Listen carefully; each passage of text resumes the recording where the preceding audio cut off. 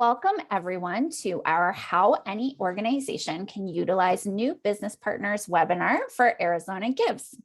As you get settled, please share your name and organization in the chat box so we can welcome everyone, and feel free to turn on your video if you feel inclined to do so. I am Angela Palmer, the Director of Events and Marketing here at the Alliance, and I will be your facilitator for today. I just want to remind you that you'll be on mute for the duration of this session, except if we have specific activities where you can unmute. But should you have any questions at any time, please put them in the chat box. Mallory and I will both be monitoring that, and we will have time at the end to answer any additional questions. If you are hearing impaired or you need subtitles, we've provided transcription you can access by clicking the closed captioning icon at the bottom of your Zoom screen. Tomorrow, we'll be sending out an email with a link to the recording of the session, a copy of the slide deck, the chat transcription, and if there are any other additional resources. So today, I have the pleasure of introducing our speaker, Mallory Erickson, founder of Mallory Erickson Consulting. She is the fundraising coach for passionate leaders making big social impact. Through her groundbreaking Power Partners system, Mallory uses unique tools to help nonprofits fundraise more without hounding people for money. In the past 7 years, Mallory has raised or coached her clients to raise over $23 million with $500,000 to $500,000 gifts for more than 12,000 donors. Mallory's blend of executive coaching and fundraising consulting transforms her clients into powerful and authentic fundraisers. Welcome, Mallory. Thank you. Thank you, Angela, for that really nice introduction and for having me today. It is so nice to meet all of you.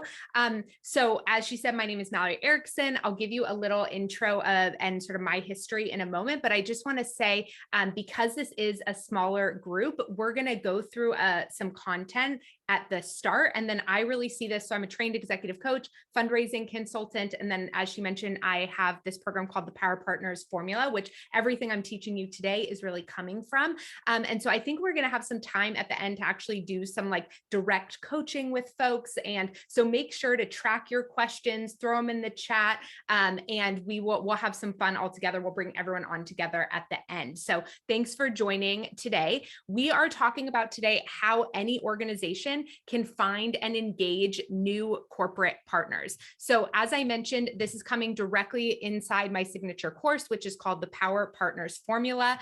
And I have been in the nonprofit sector for over 15 years now. I sort of joke, every role in nonprofit, from sort of on the ground programming, managing director, executive director, pretty much everything other than tech. And, in that role, in my experience, like probably so many of you, and you can tell me in the chat if this is true for you too, I became an accidental fundraiser. So I started to get promoted up through the ranks, and all of a sudden I found myself with a lot of fundraising responsibilities. And at first I sort of had this idea that I was going to really hit fundraising out of the park and it was going to be so easy. And it really was a little bit more like this.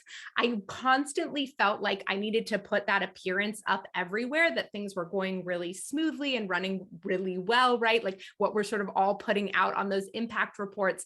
But the reality was that it was a constant hustle, right? That I didn't have a funder pipeline that I trusted. I was working 12 to 15-hour days sometimes. I was choosing my organization over my family, my friends, my health, and I was really miserable and I felt really alone and it wasn't sustainable. And I sort of got to this moment in my career, I kept thinking, oh, maybe it's just this organization. And so I would bounce to the next one.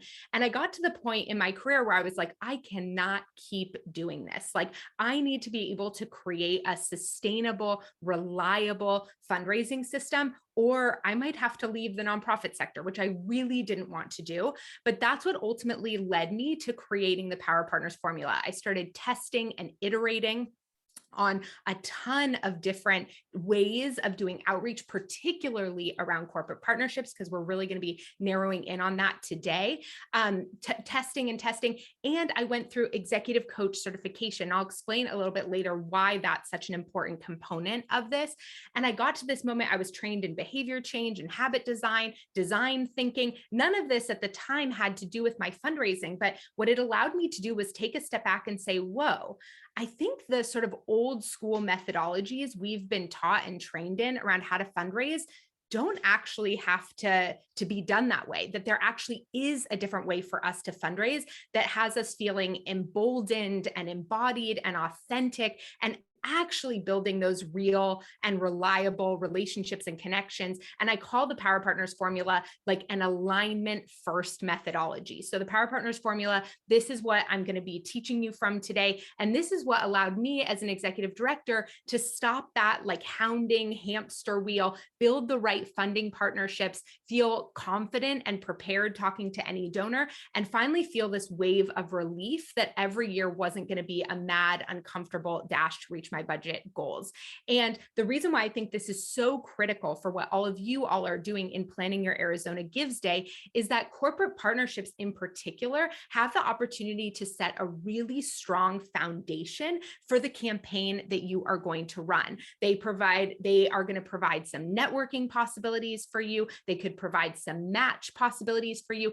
And you have a tremendous amount to offer these corporate partners because of Arizona Gives Day and the attention that is going to be on all of the nonprofits in Arizona and your work because of all the campaign energy that you're going to be putting into it, right? So today we're talking about how to find, secure, and leverage corporate partnerships for Arizona Gives Day.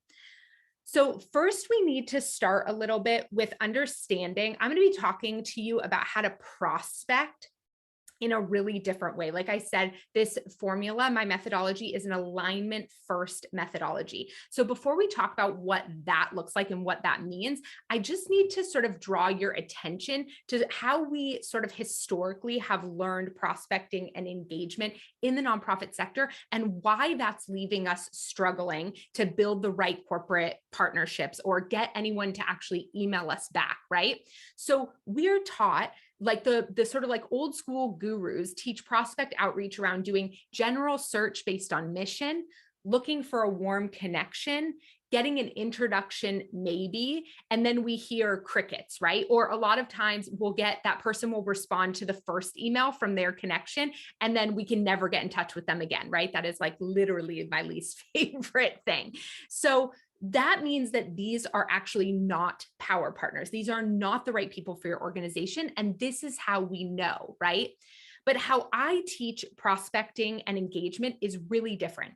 It starts with deeply understanding your funder. I do something called funder lenses, and we'll talk about that a little bit. How are different types of funders viewing your organization, right? How are different types of funders viewing your organization? What would a corporate funder be looking for in your organization? What would a foundation funder? What would an individual? And again, we're going to be talking about corporations specifically, but I want you to sort of understand this framework in general. So putting on these funder lenses.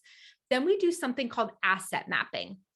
Asset mapping is the idea that every single nonprofit has tons of assets that they don't realize when they're reaching out to funders, right? So a lot of times what I see with clients is they send these emails out to funders that are solely focused really on the mission and the vision of the organization. Here's what our programs look like. Here's what it is that we do. But they aren't talking about all of the assets that they have that align with what it is that the funder is looking for. And if you're asking, well, how do we know what the funder is looking for? Well, that's what we do in funder lenses. So we'll get there, right? So understand what the funder is looking for. Then you want to understand what are all the assets that I have, right? And assets could be things like thought leaders on your board of directors. It could be the number of Instagram followers that you have. It could be the skill set of some of your staff members, right? You have tons and tons and tons of things of value inside your organization that go far beyond what just your program or services or something like that you don't even realize you have, right? So we want to understand what it is that funders are looking for, what it is that you have that aligns with what they look for, and then we do something called funder matching, right? And so what's really, really critical about this, particularly in terms of corporate sponsorships, is that if you are sending the same type of cold outreach email, for example, to a foundation as you are to a corporate partner, as you might be to a new individual, that's your first indicator that you are not understanding what it is that your funders want and need, and that you're not leveraging the assets that are valuable and important to them. Because a foundation partner is looking for something fundamentally differently in a partnership than a corporate partner is, right? So a lot of times I watch outreach emails getting repurposed for corporate partners, and folks aren't getting any response because corporate partners are totally different than foundations. And so we really need to meet them where they're at, okay? So actually, because this is a small group, I am going to give us the opportunity to sort of pause quickly and see if anyone has questions. You can raise your hand or just come off mute and ask me, but I want to just see if there are any quick questions around this sort of prospecting framework. Okay. All right.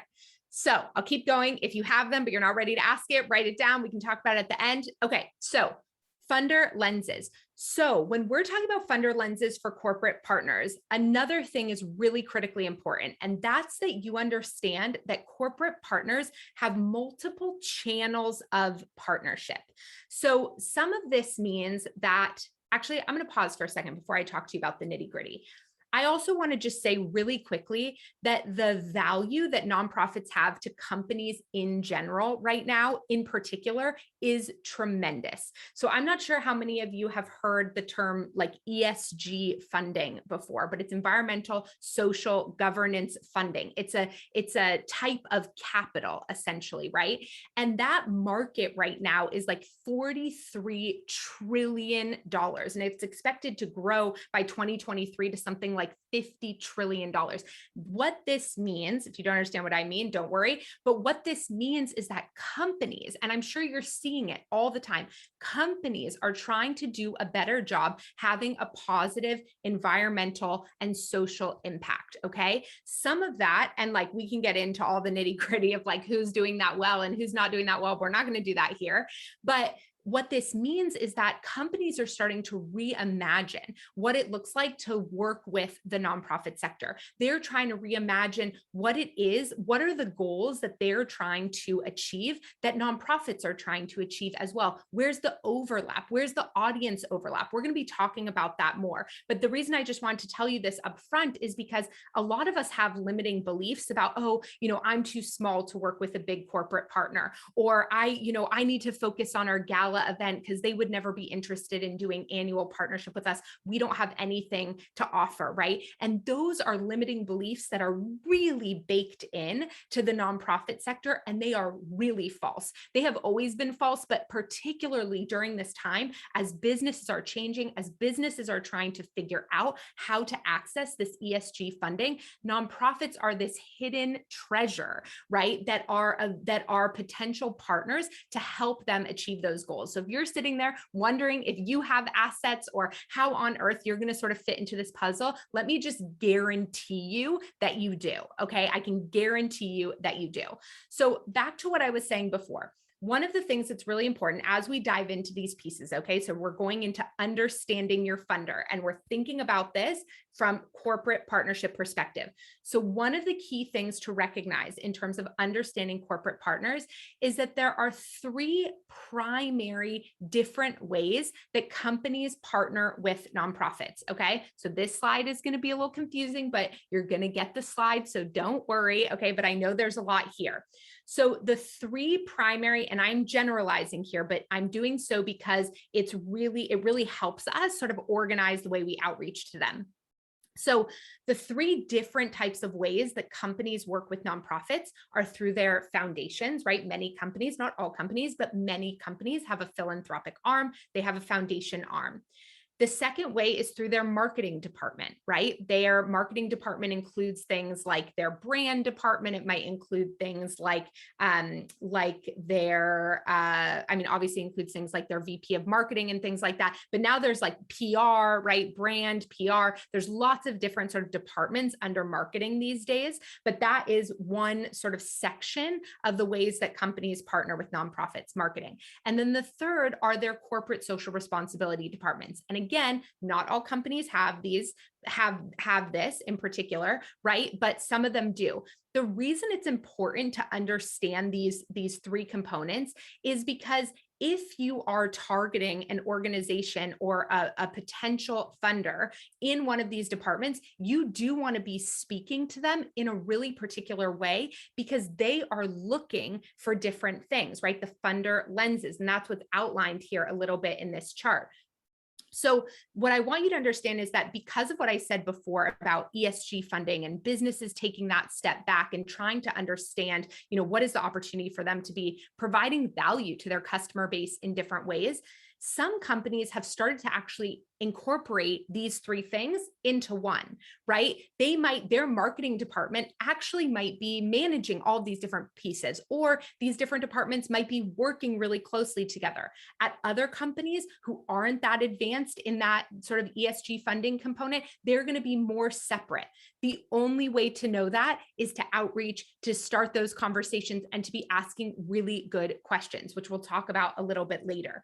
So for the outreach component, it is still really important that you are speaking directly to the things that department is particularly interested in. And then if they happen to be interested in things that you would have thought were in a different department, no problem, right? You'll start to talk about that once you have engaged them. But this is to guarantee that you're really speaking their language when you reach out to them for the first time, right?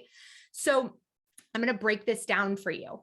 So foundations, the corporate foundations, the core alignment that they are looking for here is core mission alignment. Are they trying to achieve the same thing that you are trying to achieve, right? Core mission alignment. Are they trying to move the needle around the same social issue that you are trying to move the needle around, right? So you can understand, you will see this, right? By understanding that there is that core mission alignment. The other options here sometimes is that there's something that I call peripheral mission alignment, right? So for example, I give this example here with like a diabetes organization. So peripheral mission alignment would be something like the foundation's priority is health equity, and the organization addresses health equity through one of their other programs, right? So the core mission alignment might not be the same around, seeing some advancement in, let's say, diabetes research. That might not be the alignment. They might not both have that as their mission, but by making advances in diabetes research, it's impacting health equity, which is the core mission of the foundation. And so in that way, they have that peripheral mission alignment. Okay. Those are really the two ways to align with a corporate foundation. If you do not have either of those, let it go. Okay. I will tell you, and I know a lot of this sometimes comes from boards. I have run so many organizations where board members or folks will say things to me like, well, we just need an introduction to blank, or so-and-so knows so-and-so. And so we just have to figure out a way to get in front of them. Or maybe we could just like get this influencer to shout us out and then blank.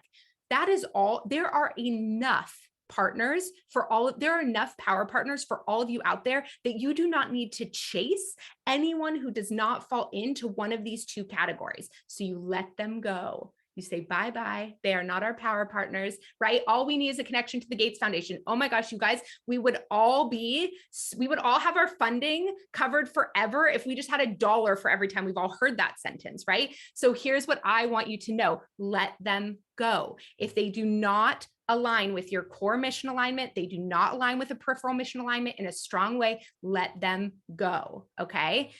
Marketing. Marketing, and again, sometimes these departments overlap, sometimes they don't, okay? Marketing is looking for two primary things: brand alignment, right? Brand alignment. Are you guys trying to help the same audience? Are you an organization that helps new moms with prenatal education, right? And okay, what are all the brands? Let's think for a second, all the businesses, right, that are also trying to help new moms? Tons, right? So there could be some really cool brand or PR alignment there. There's a ton of audience sharing. You care about the same group of people. You want to take care of the same group of people. That's what marketing is looking for.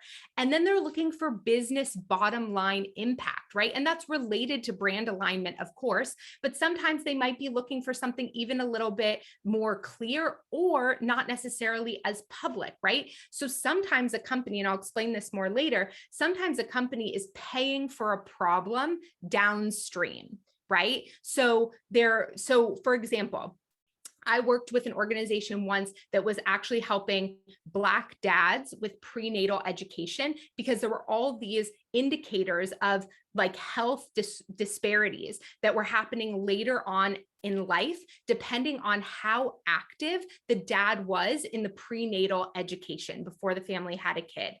And they could show all of these results, what was happening when these dads were getting this prenatal education. And then there weren't these other health issues coming up downstream, right? So they went to the entities that were paying when those issues were coming up, the health systems, right? The health systems were losing a lot of money when these other health issues were coming up with kids downstream.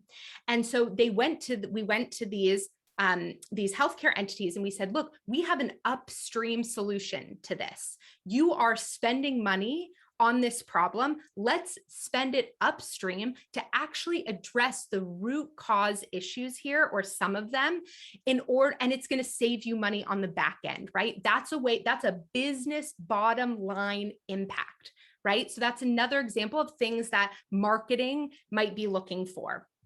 And then the third section here is corporate social responsibility. And again, I'm making big generalizations, but just to sort of help you sort of see these compartments, right? So corporate social responsibility, they are often looking for volunteer opportunities for their employees. They do a lot of matching gift opportunities. Sometimes they will do campaigns where they send it out. Sometimes just all their employees have a certain amount of matching gift funds per year. And then the third is like a lot of them have like a local giving component, right? Ding, ding, ding. So they're looking for like mission, local giving opportunities, ways to, especially if they're a company with a strong local contingency where you are, it really helps them feel sort of integrated into the local community. So whereas if this was a big corporate partner, for example, where marketing might be thinking about brand alignment across the world or across the US or across Arizona, the corporate social responsibility department might be looking much more specifically to where their headquarters are located, where the majority of their employees are based. And so just a sort of additional layer on this is that oftentimes corporate social responsibility departments report to HR.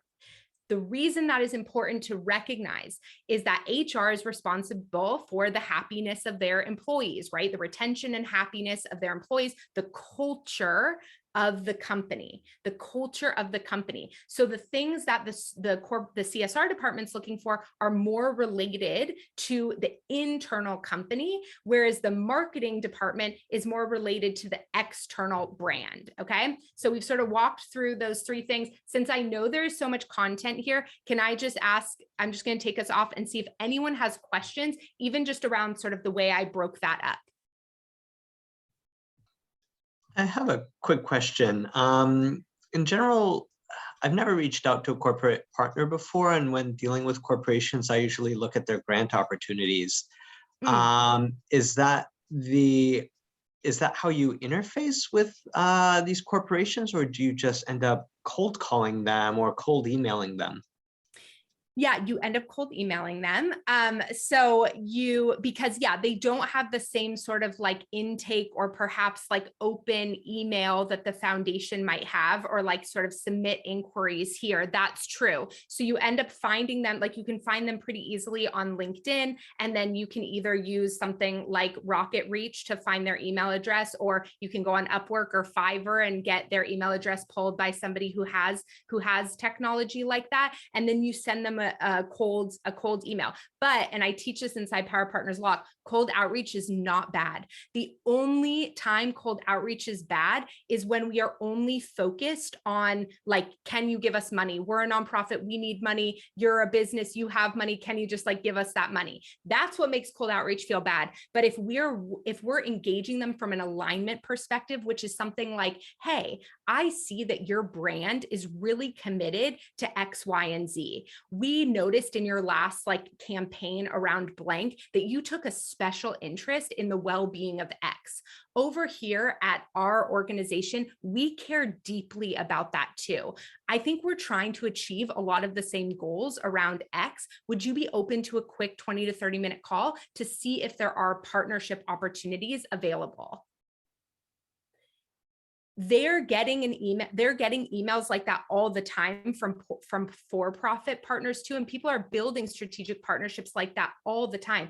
The idea is that this is really rooted in this like win-win mutual benefit. And so when an email is written like that, when an outreach is really written like that through the funder lens, understanding what that marketing person is looking for and how what you have and what you do aligns with that cold outreach is way more successful than most of the warm outreach that I see, where it's just like, hey, you're friends of so-and-so, me too, can we talk? Is that helpful? It is, yes. And what were the names of the services that you mentioned? I think Rocket Reach was one of them. So Rocket Reach is a service that mines for emails. It's actually pretty pricey, but actually I think everyone gets like 5 free ones if you sign up for an account. I do not have any affiliation with them. I'm just like telling you, okay. I don't even know if it's okay that I'm noting these businesses, but this is what I like people inside my program, what I tell them to use, because I just think they're easy tools. So Rocket Reach, and then Fiverr or Upwork are like easy contracting services. And a lot of the people on those sites do like email mining. So you could even like send them a list of 100 people and they would send you back like all of their email addresses, because there are a lot of tools like Rocket Reach and they have a bunch of different ones, and then they could send that list back to you. Thank you. Did that answer your full question?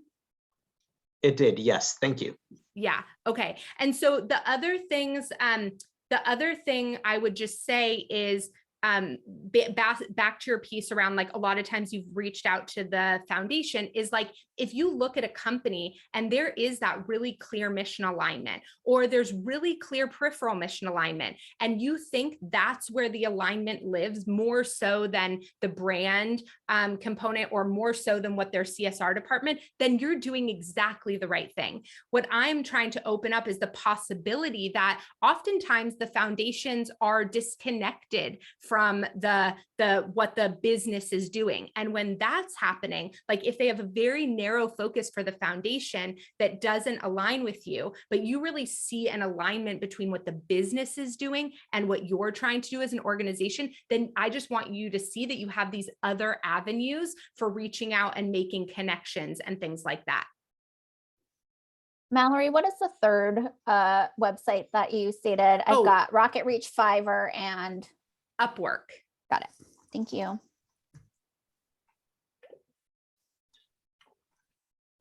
And again, I'm sure there are many others. Those just happen to be the ones that I personally know. Any other questions about these sort of 3 channels?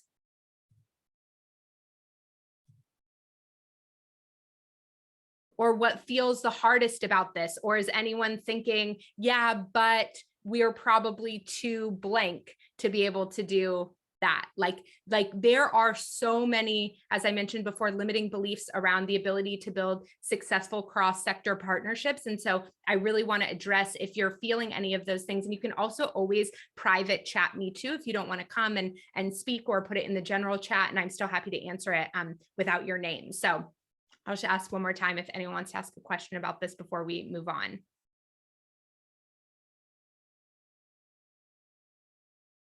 Okay, here we go.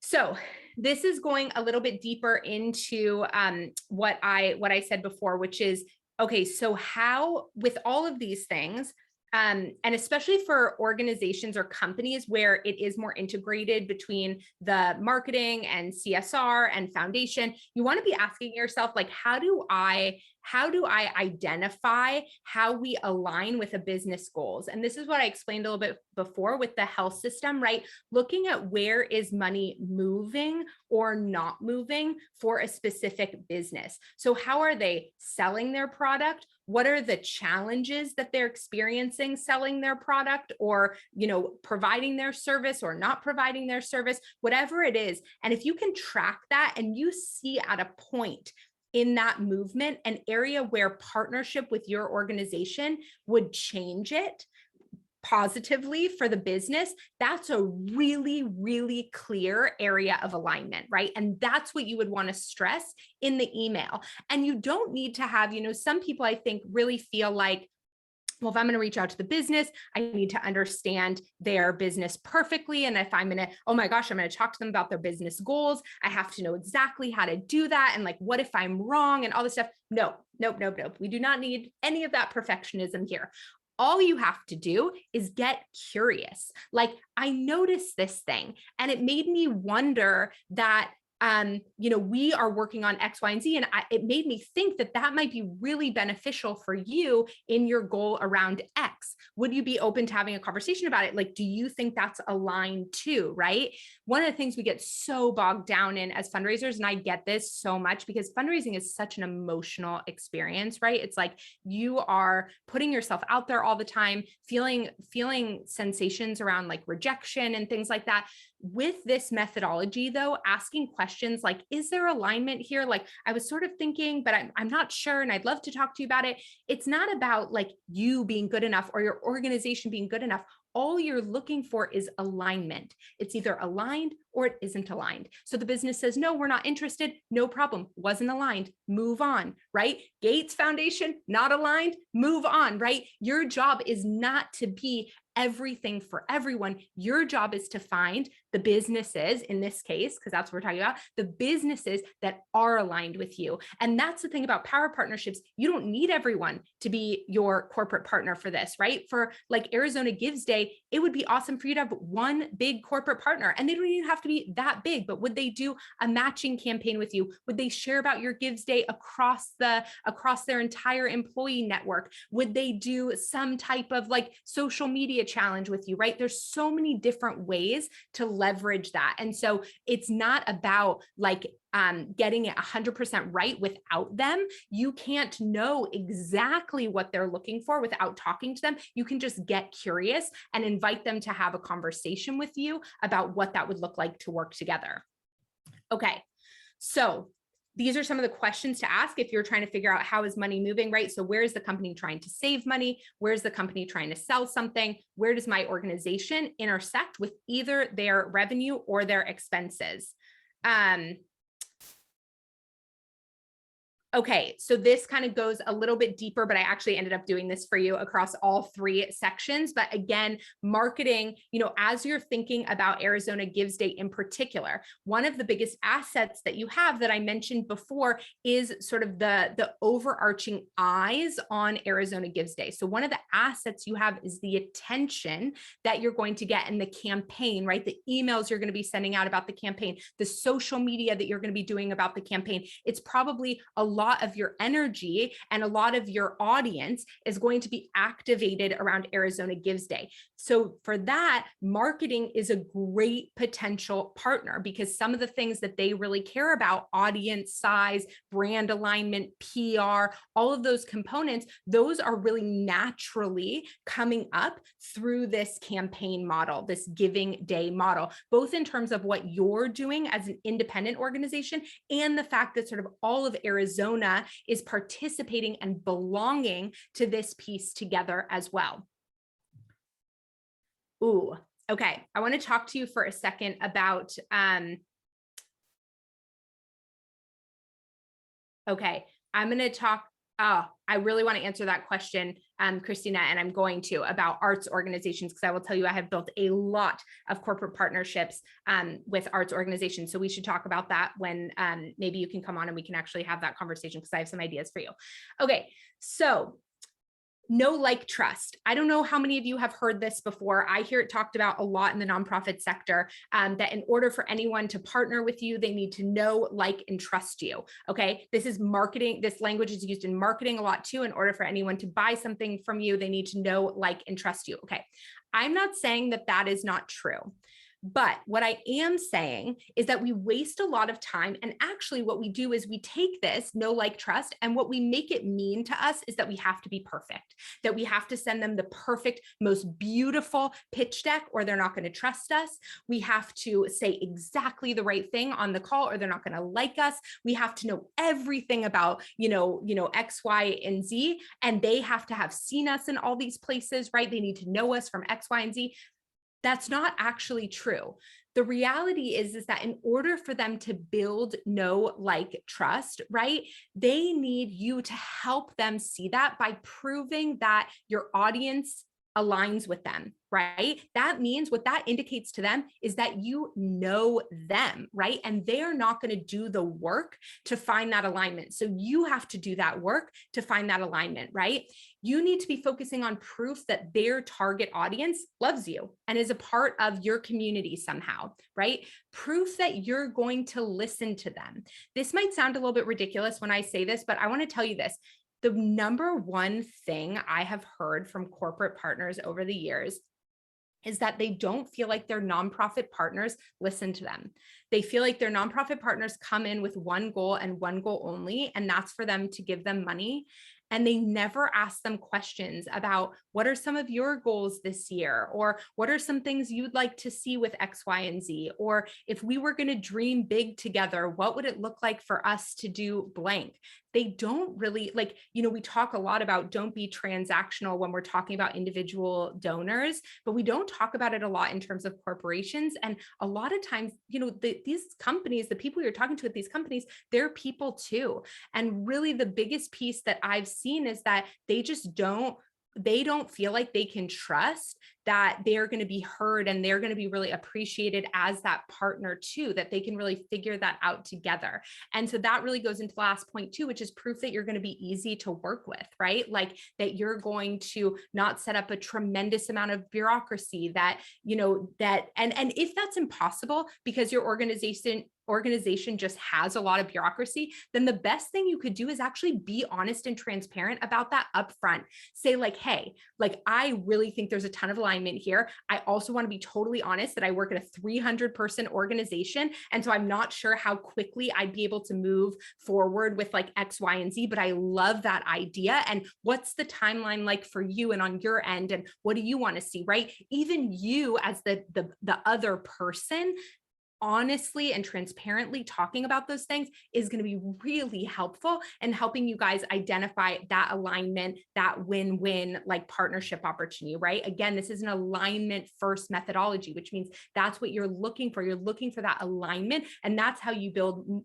honestly multi-million-dollar corporate partnerships ultimately. But when we just say, hey, will you just give us $2,500 for sponsorship of this event? Or, hey, will you just do $5,000 and be our partner for this Arizona Gives Day thing? We lose this tremendous opportunity to do something so much more impactful that's going to bring in so much more revenue for our organization. And that's going to be reliable, recurring revenue and not a one-stop, one-time thing. Okay.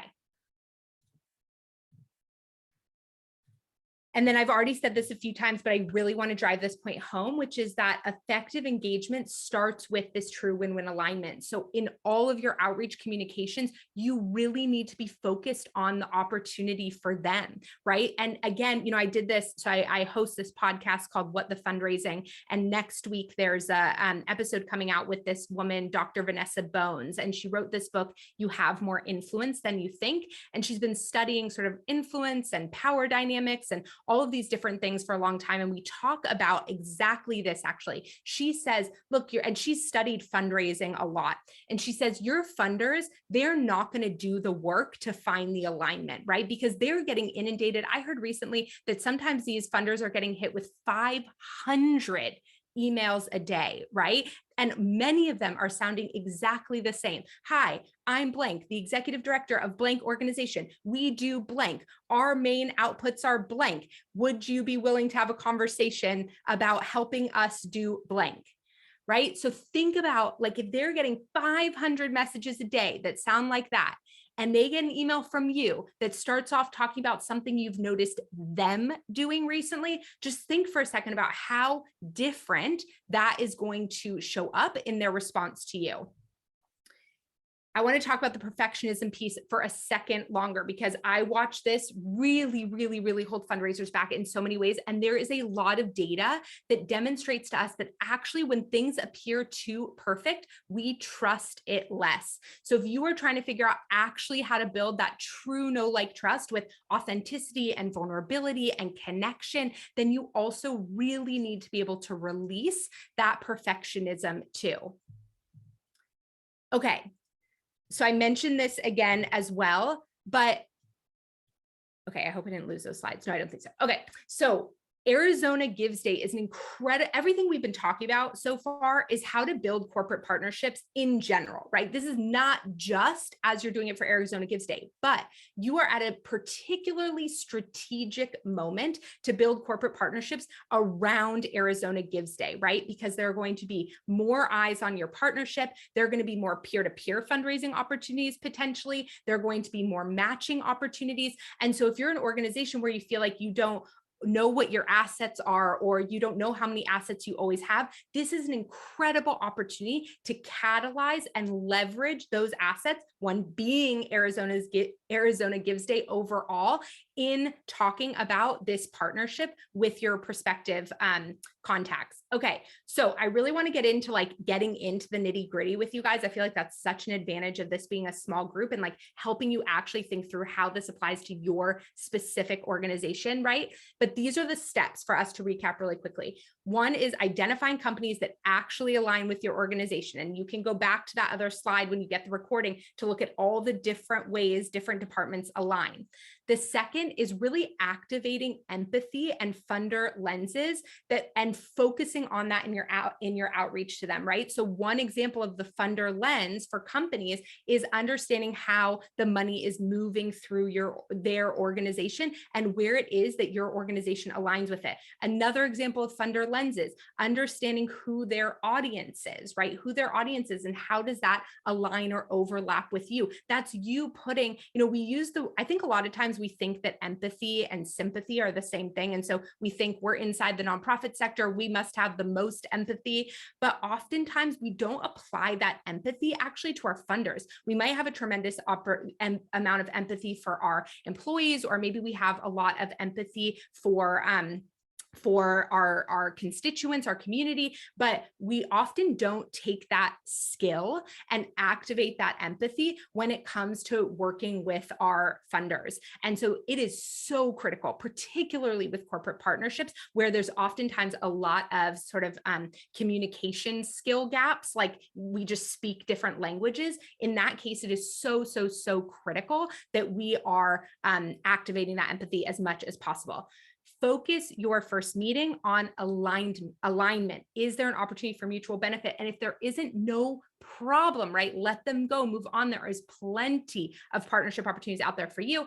And then leveraging those corporate partnerships in multiple ways throughout your campaign. So when you figure out all the elements of your Arizona Gives Day campaign, what are all the opportunities for assets for those corporate partners? Okay, they're going to be mentioned in email or newsletter outreach. Maybe they're going to appear on your donation page. Perhaps they're going to be mentioned in one of your posts that you do throughout the campaign, or multiple posts. Maybe the CEO of the company is going to come on Instagram Live with you and have a conversation with you in the middle of the campaign to activate their company, really build that brand alignment. There are so many different ways that you can leverage all of this momentum around Arizona Gives Day with these corporate partners. Okay, I am going to turn off my slides in a second. So before I do, I just want to give you a few ways to connect with me. I'm doing a really special webinar for all of the Arizona nonprofits. If you go to MalloryErickson.com/Arizona nonprofits, you'll see the date and time. And if you can't come live, there will be a recording. I'm going to do a huge introduction to the Power Partners blueprint on that. So we'll talk more about cold outreach in general, how to not feel so car salesman-y when we're fundraising. And we're also going to talk about some of the executive coaching principles that are really fundamental. So that's totally free. And then here are just the other ways to get in touch with me if you are interested. Oh yes, February 9th at 11 a.m. Pacific Standard Time. You'll see all that on the sign up form. And then, yeah, jot down whichever way. Instagram is kind of the social media platform I'm learning the most. But let me stop sharing. And I say we use these next 45 minutes to go really deep around what you guys need to get you rolling with this outreach and securing these corporate partnerships for Arizona Gives Day. So Mallory, do you want to start with Christina's question about arts organizations? Yes, sure. So I have maybe a follow-up question for that, which is that, okay, core mission alignment with companies around performing arts. So what companies actually care about the arts? Is what you're saying that there aren't companies that care about the arts? Well, they may care about education. Okay. And that is one angle. But as far as performing arts, it almost seems like there has to be a personal interest by executives. Either they have, danced or played an instrument in their youth. But publicly, it seems a lot of the corporations that care about that are out east. Well, what's interesting, one of the things I would say is that your corporate partners actually don't have to be in Arizona. That is even for this campaign. But if they have a large audience in Arizona, they could still really be interested in partnering with you on that. So there are a few things I would think about, right? So their core business could be somewhere else, but they might have a big audience in Arizona. So here are a few things I would think about right away when I think about sort of the performing arts organizations.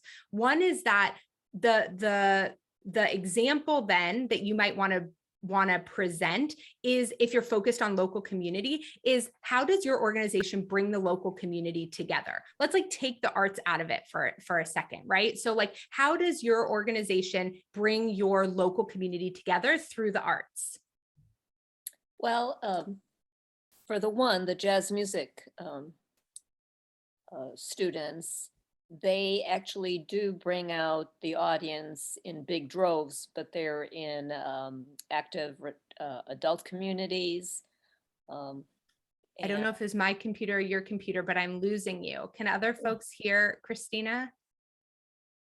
Yes, I can hear her. Okay.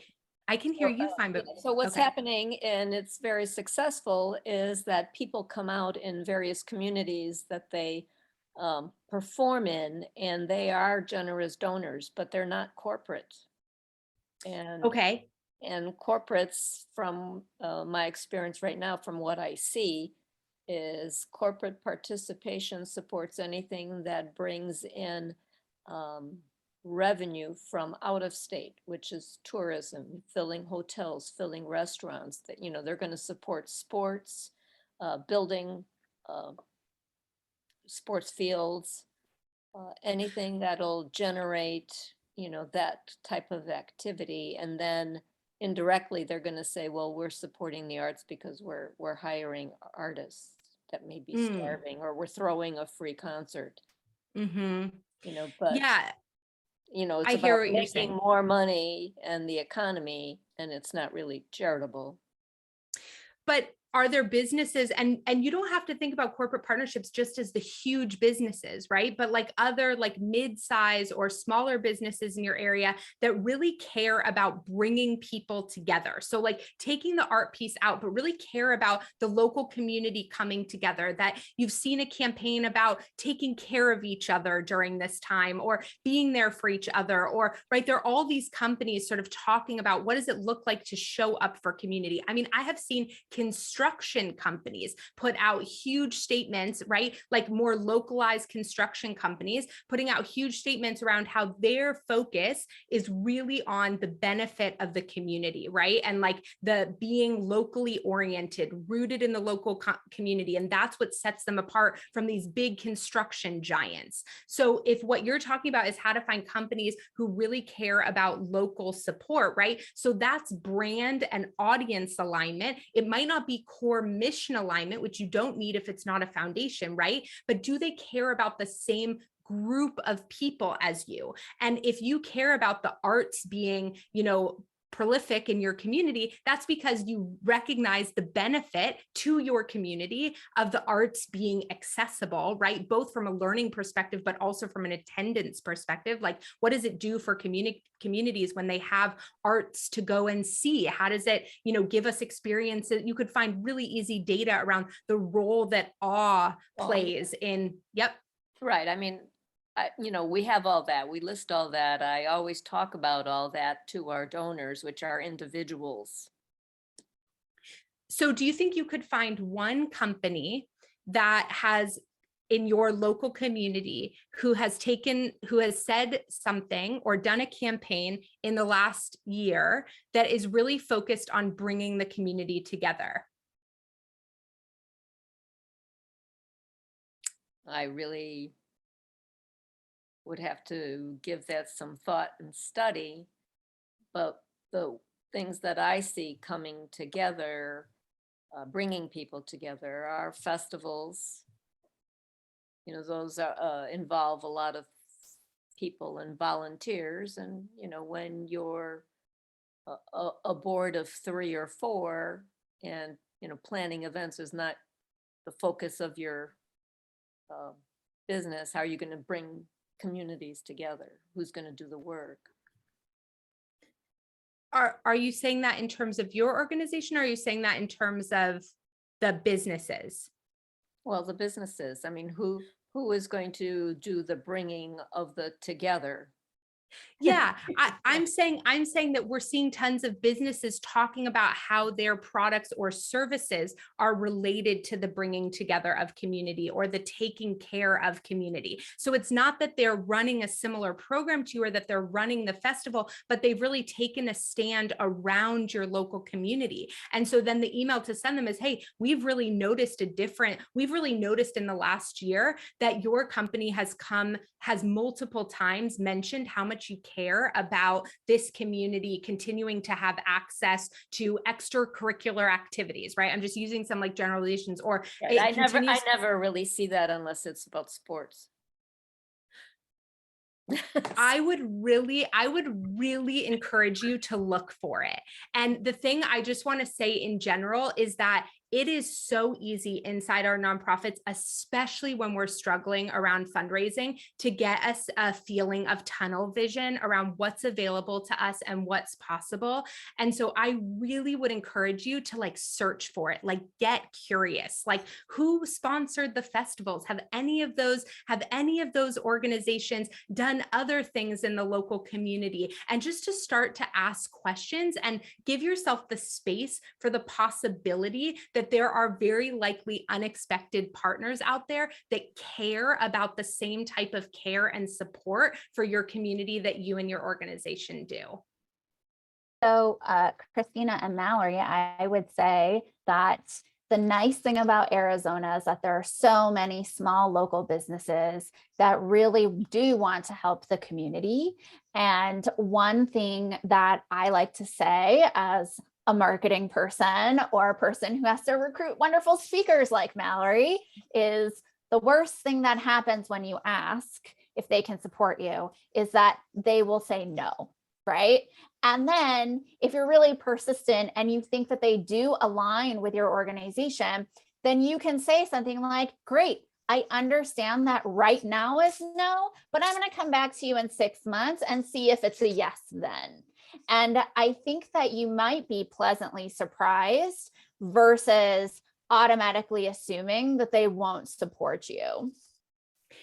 I love that you said that, Angela. And here's another thing I'll say. We make a lot of assumptions that because someone said no before, they're going to say no again. The data actually supports the exact opposite. People who say no the first time are more likely to say yes the second time. Okay. So I want like all the assumptions we make about last donors. So what that proves in the data is that, and this is true for everything, not just fundraising. When somebody says no to something, when asked again, they are much more likely to say yes. And what that indicates to us is that the first time when they said no, it was much likely more related to circumstance than anything else, especially if you've done the alignment work ahead of time, right? And so really giving yourself, I love that you said that, and I love that you brought that up. And I think that's such good advice. And there are so many potential partners out there, right? So I know that there's so much like resilience that we as fundraisers are constantly asked to demonstrate in just hearing no over and over again. And that's why I really want you to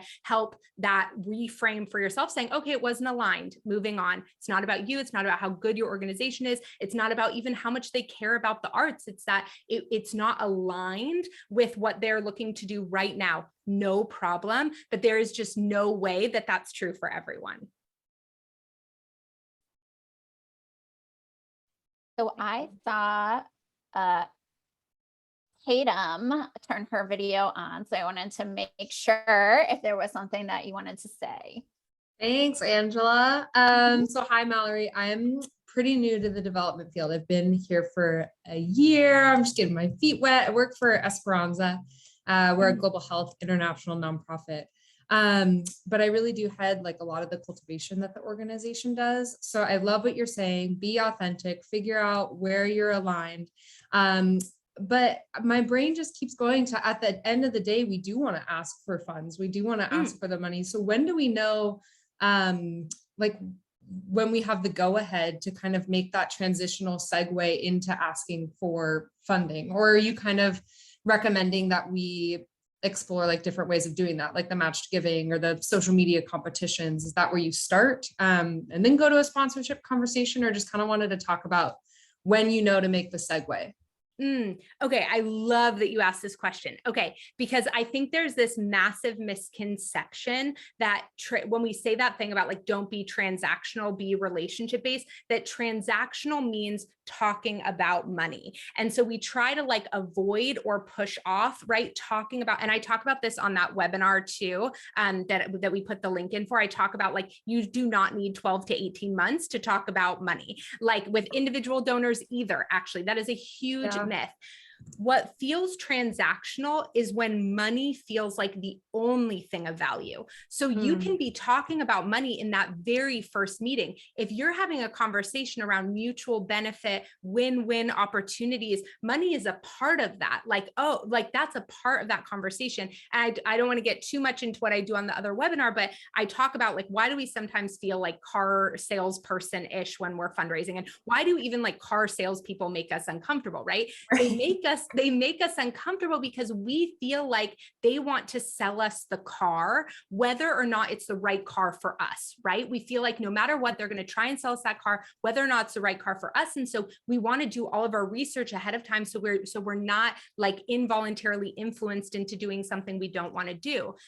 So the way to solve for that though, is to not want to partner with these companies to not want to just partner with any company. You know, I say inside Power Partners all the time, like not all money is created equal.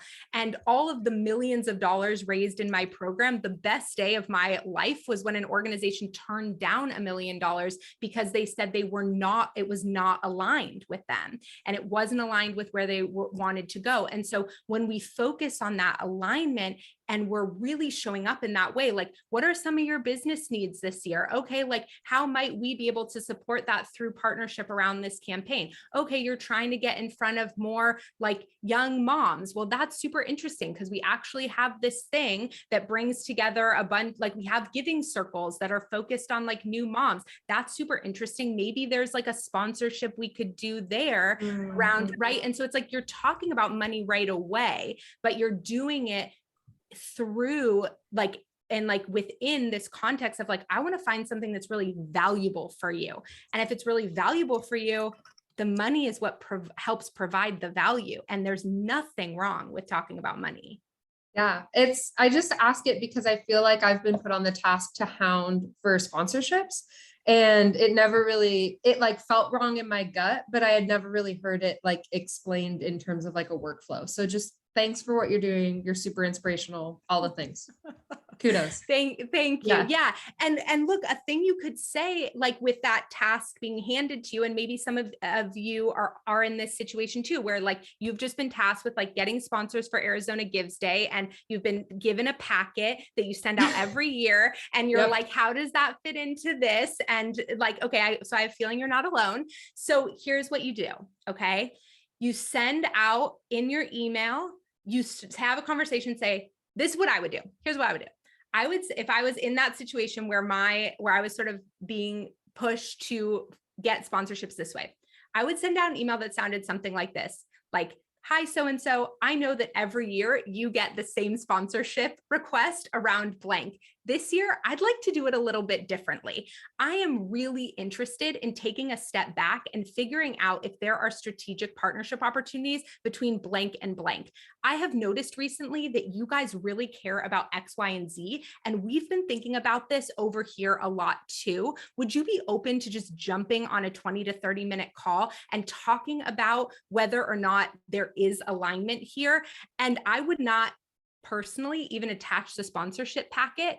And if they write back and ask for it, you could say, I'm giving this to you, like at your request, I want to give this to you, but here's what I want to say. This is a jumping off point. I would love to go through this packet with you and hear which of these benefits are valuable to you. What do you wish you were seeing in this packet? Like, how are you working with other nonprofits or other business partners, frankly, that have been wildly successful? And what can we learn from that about how we might be able to work together?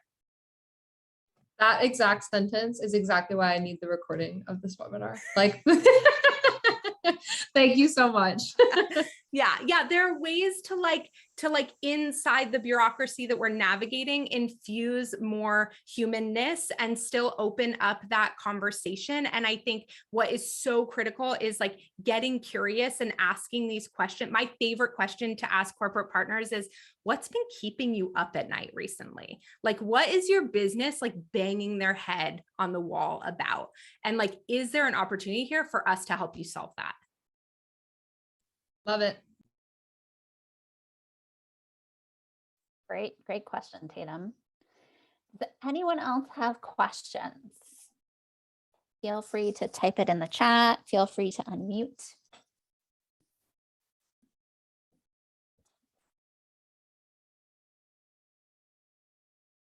This is really also an opportunity to like sort of give me your like, yeah, buts, right? Like even like Christina was doing. I mean, I think it's important. It's really important to me because I know I'm challenging all of you to think about these things in a different way and perhaps approach this in a different way. It's really important to me that you don't hang up this call and you're like, that was nice and fun and like maybe even a little energizing, but like, you know, and then but it won't work for me, right? If that's like the story, let's go there. So Kirk, you're on. Thank you. I like a lot of things that you're saying, so appreciate you for that.